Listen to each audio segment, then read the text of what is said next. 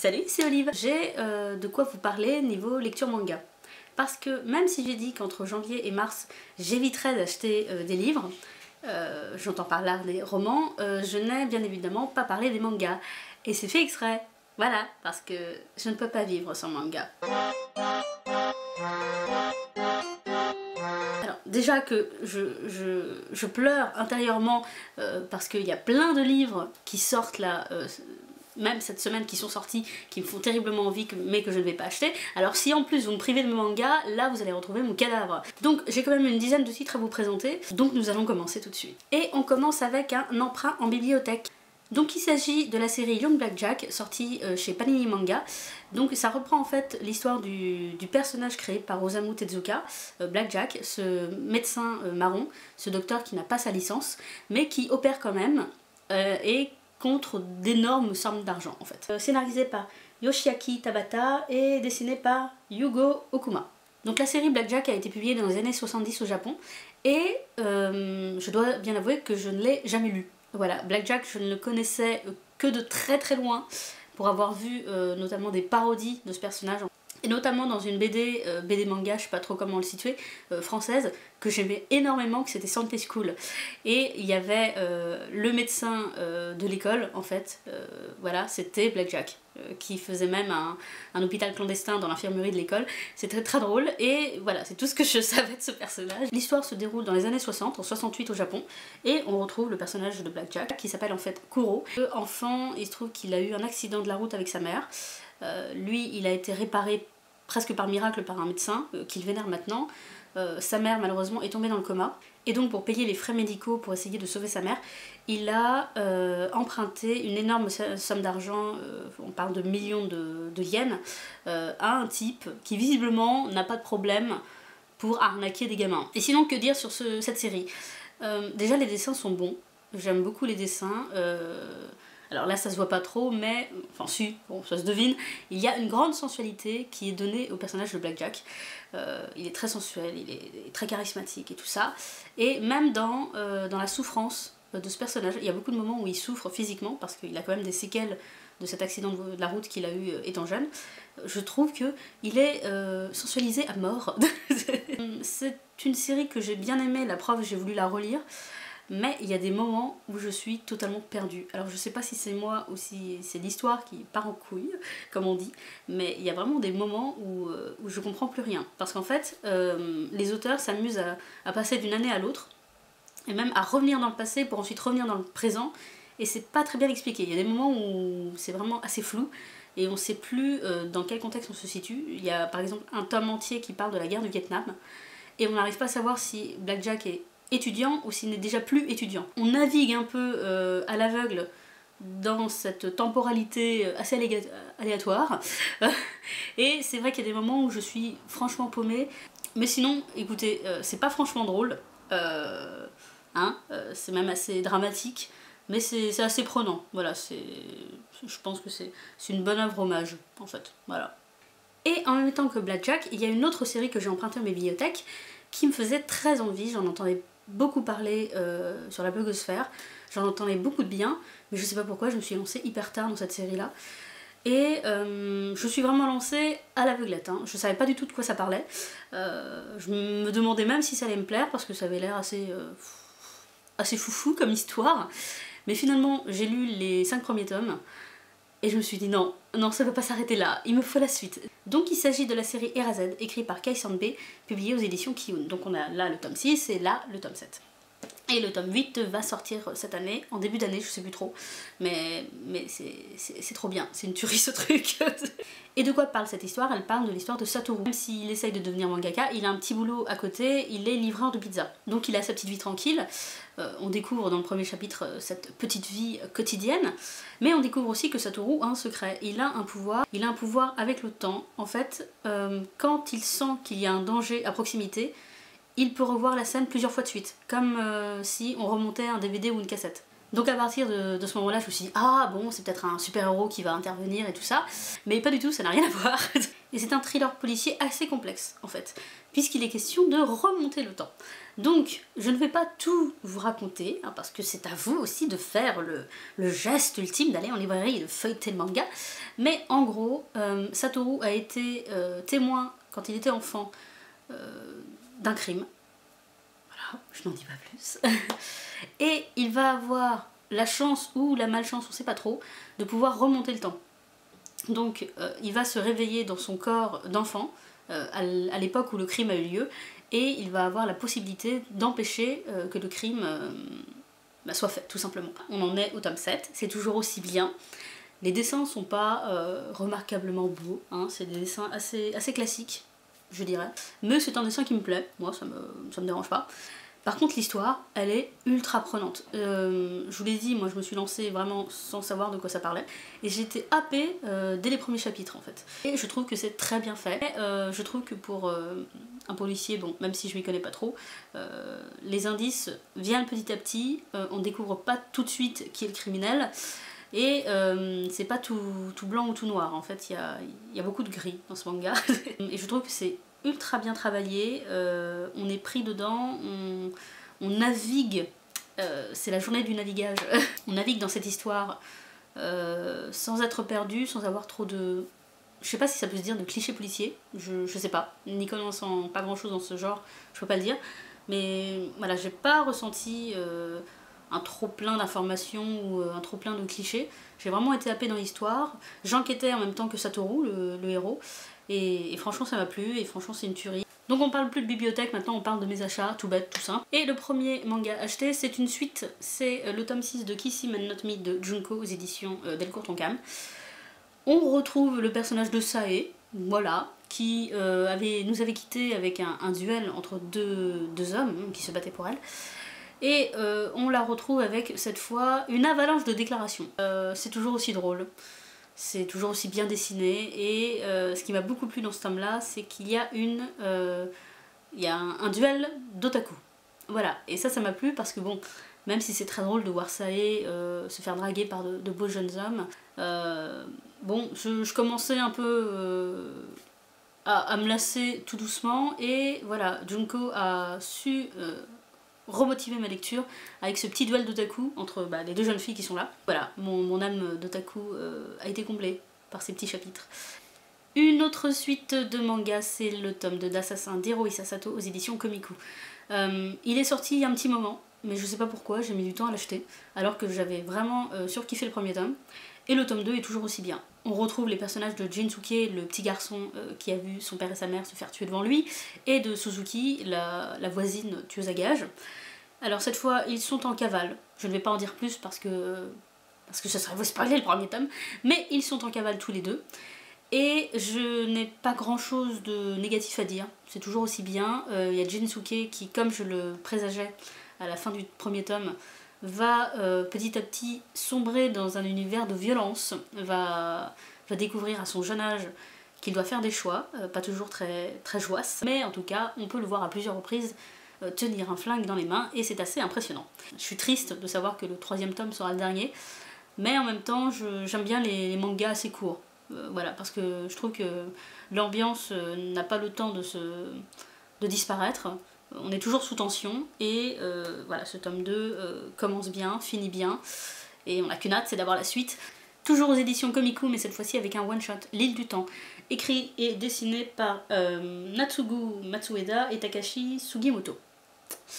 Celui-là, si je me souviens bien, je l'ai vu sur la chaîne de Lindsay Otaku. De toute façon, je vous mettrai le lien de sa chaîne en barre d'infos. Et donc, L'île du temps, qu'est-ce que c'est? C'est un manga catastrophe. Ça se passe sur l'île du temps, voilà, c'est très intéressant comme information. Ça se passe au Japon, sur une île qui a été abandonnée. Alors moi, cette île, elle m'a beaucoup fait penser à une île qui existe en vrai au Japon. J'avais découvert l'histoire de cette île sur la chaîne d'Axolot. Je crois qu'il avait fait un top des îles abandonnées, enfin des lieux craignos. Donc je vous mettrai le lien aussi de la vidéo en barre d'infos, comme ça vous irez voir et vous comprendrez de quoi je parle. Et dans ce manga, on suit une équipe de tournage. Et alors que tout semble parfait pour cette équipe de tournage, il fait beau, il fait chaud, l'île est abandonnée, ouah, trop bien, il se trouve que leur voyage va pas être de tout repos. puisqu'en fait ils vont très certainement ne jamais revenir de ce voyage, tout simplement. Ça continue en plus pour le héros John, l'assistant de production, qui reçoit sur son téléphone, alors qu'il n'y a pas du tout de réseau sur cette île, un message. Et ce message est un message vidéo, et il voit une espèce de momie, il voit cette personne-là en fait tout simplement, qui lui dit je t'envoie ce message du futur. Et moi je sais ce qui s'est passé sur cette île, je sais pourquoi tout le monde est mort, hein, il le dit cash comme ça, et je suis le seul survivant et j'aimerais que tu nous sauves tous. Donc évidemment au début John n'y croit pas trop parce que ça paraît être une mauvaise blague, et finalement au fil des cadavres qui vont arriver à ses pieds, il va réaliser qu'il y a effectivement quelque chose qui cloche. Et voilà, c'est une course contre le temps. Que dire, c'est un manga assez classique. Dans le genre, je dirais, le dessin est classique, l'histoire est classique. Les personnages ne sont pas trop caricaturaux. Je trouve que c'est assez rapide en fait, dans l'exécution. Ils meurent tous assez rapidement. Mais est-ce qu'ils meurent tous? Ça c'est la vraie question. J'ai particulièrement aimé la fin. Voilà. Parce qu'on découvre assez rapidement qui se cache derrière le masque de momie. Mais voilà, les dernières pages, vraiment, moi je suis pas restée comme ça, oh mon dieu, mais j'ai bien aimé. Il y a un petit côté sadique que j'ai bien apprécié. C'était une lecture, ma foi, sympatoche. On retourne dans le shoujo avec le tome 6 de Rainbow Days de Minami Mizuno aux éditions Kase. Alors j'ai l'impression que j'ai pas grand chose à dire en plus sur celui-là, je suis désolée. Mais comme c'est des suites, en fait, à part vous dire c'est bien, je veux la suite, j'ai pas grand chose à rajouter. Mais ce tome 6 est plutôt positif, très positif, parce que on se concentre sur le personnage du beau parleur, du groupe de garçons, qui, alors évidemment, va tomber amoureux d'une fille, donc va totalement évoluer, hein, totalement changer. Mais c'est une évolution assez bien travaillée, je trouve. Voilà, il change pas du tout d'un coup il se dit pas non, j'ai arrêté de draguer les meufs. Non, je trouve que c'est une évolution sensée, moi ça m'a plu. Et il y a une déclaration qui n'est pas larmoyante, qui n'est pas drôlissime. Une déclaration comme un mec pourrait le faire, vraiment. Il est ce qu'il est. Voilà, donc il aime bien draguer les filles, c'est un fait. Il a ses défauts et il va essayer de changer tout en connaissant ses défauts. J'ai beaucoup aimé aussi l'évolution du personnage, pas le personnage principal, mais vraiment le premier personnage qu'on a vu apparaître dans la série. C'est le petit romantique naïf qui commençait tout doucement à m'agacer un peu, parce que dans le côté naïf, timide, machin, on peut pas faire mieux. Et dans ce tome-là, je vous dirai pas comment ni pourquoi, mais je trouve qu'il y a une certaine évolution, notamment physique chez lui. Enfin, ça m'a marqué dans le dessin, moi en tout cas. Et j'ai bien aimé cette évolution-là. Et voilà, c'est le tome de l'évolution, on va dire. et voilà, je trouve que ça se suit bien. Bon, ça reste du shoujo, hein, donc faut pas trop en demander non plus. Mais c'est un manga assez agréable à lire. Et je suis curieuse de voir la suite des aventures de ce petit quator. Celui-là, je suis persuadée de l'avoir vu sur la chaîne de Lindsay Otaku. Donc il s'agit de Urakata, écrit par Bisco Hattori et publié aux éditions Panini Manga. Donc cet auteur, Bisco Hattori, elle avait écrit auparavant un shoujo qui avait aussi été publié chez eux, Panini Manga, mais je suis plus très sûre, qui s'appelait, je suis pas très sûre du nom, mais de mémoire c'était Host Club, et qui se passait dans un lycée. Bon, cette fois on n'est plus au lycée, on est à l'université, dans une fac de cinéma si je ne me trompe pas. Et on suit les aventures de Ranmaru, qui est juste là, qui est entré dans cette école de cinéma alors que dans sa famille ils sont tous pêcheurs de père en fils, et qui voilà, va, par le biais du hasard, rentrer dans le Départ. Le Départ, c'est en fait le club qui s'occupe de tous les effets spéciaux, tous les costumes, tous les maquillages pour les films amateurs des étudiants. Et voilà, il va avoir la chance de rentrer dans ce club, et donc d'approcher au mieux les tournages en fait. Le personnage de Ranmaru est attachant. C'est un peu le personnage type, genre très maladroit, pas très sûr de lui, mais il est drôle et surtout il a de l'or dans les doigts, parce que tout ce qui touche devient une œuvre d'art. Donc c'est pour ça qu'il rentre au Départ, hein, c'est pas juste pour sa belle gueule. C'est l'aventure de cet étudiant et des étudiants qu'il va rencontrer. Il se trouve que l'histoire est plutôt sympa. voilà, évoluer dans l'univers du cinéma, dans l'univers des tournages, des effets spéciaux surtout, est assez intéressant.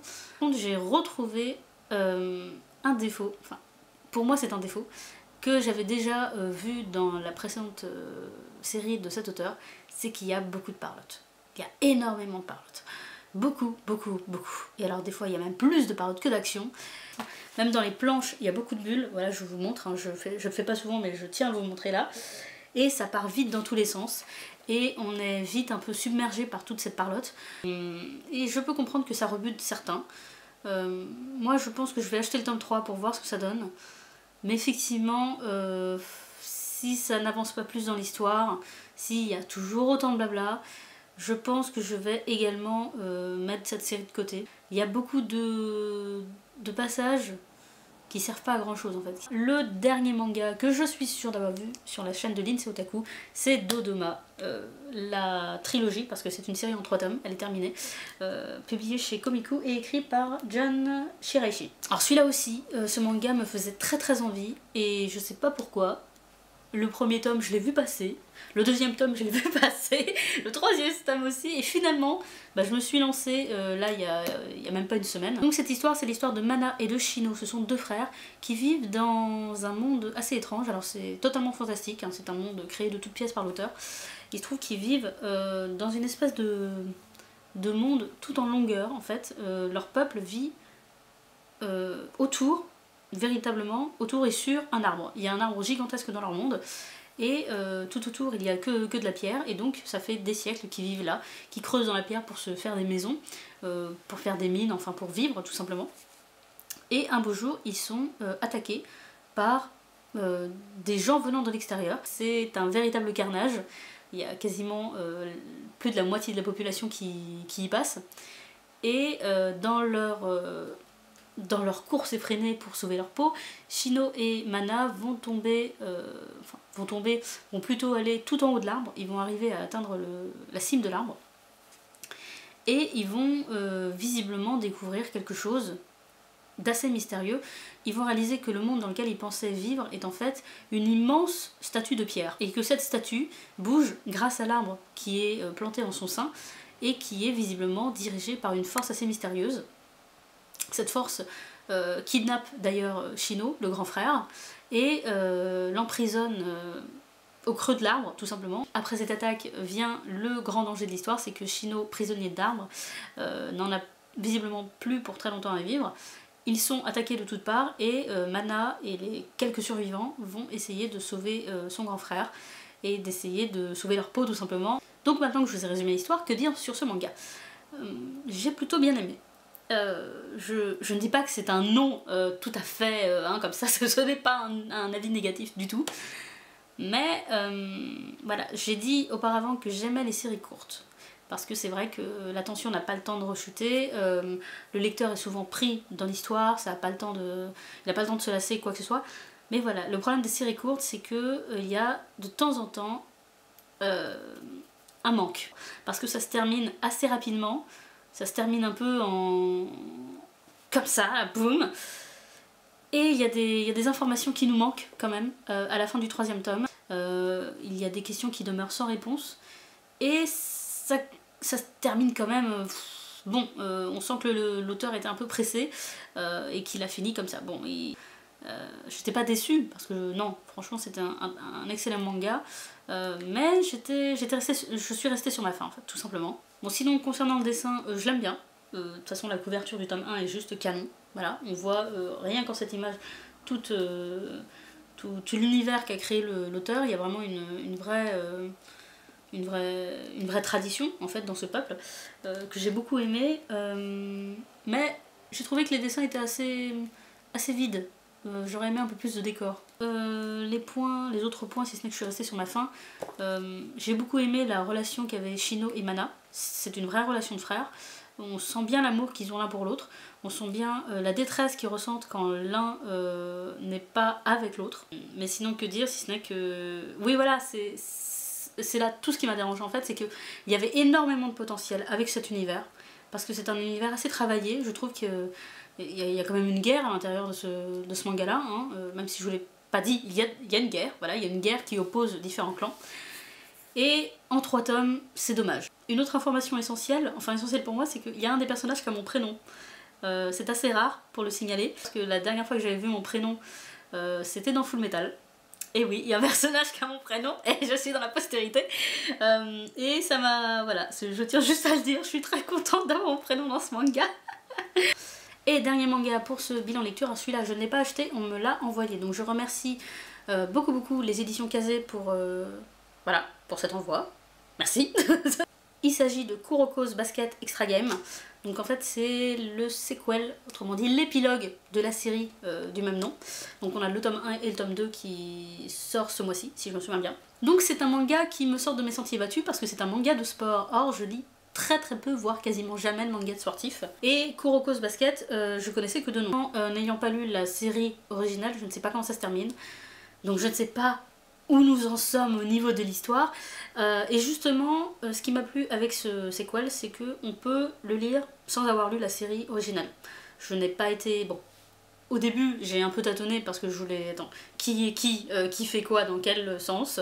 Mais voilà, c'est une histoire vraiment à part. C'est un hors-série, c'est le cas de le dire.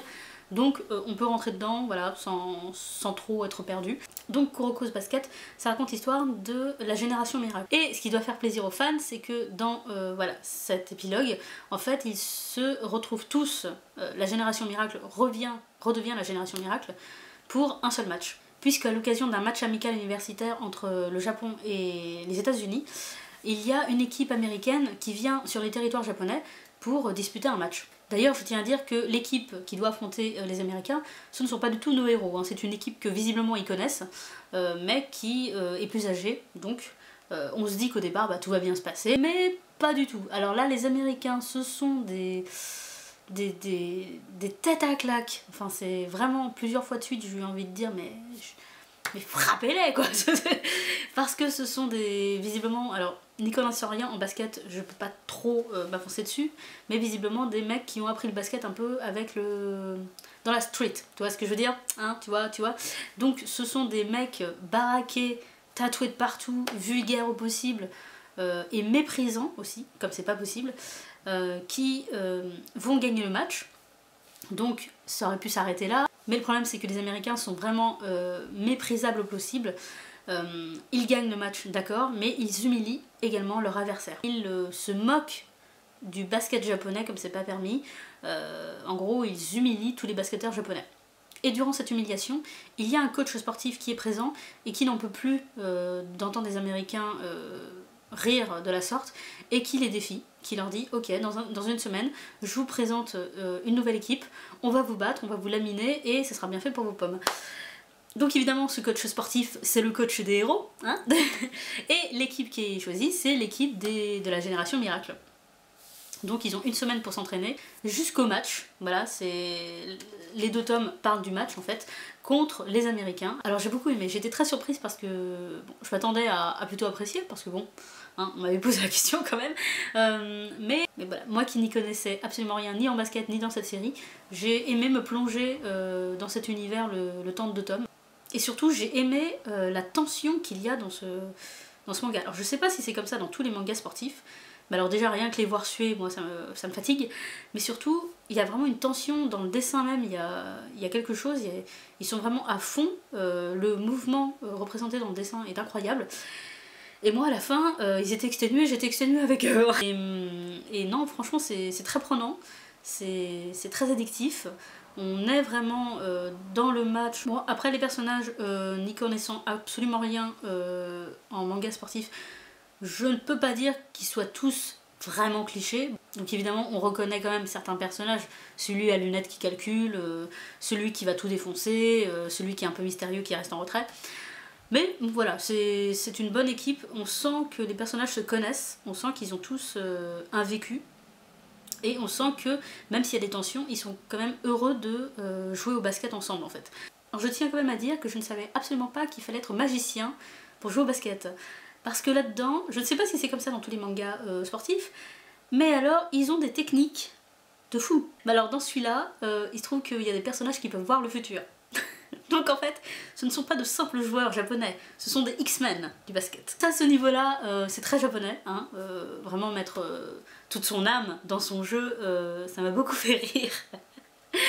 Mais franchement, je ne peux que vous le conseiller. Donc si déjà vous connaissez la série, je pense que ça vous plaira, parce qu'à mon avis, les fans doivent aimer retrouver tous les personnages, la génération miracle, voilà, réunis pour un match. Un sacré match en plus.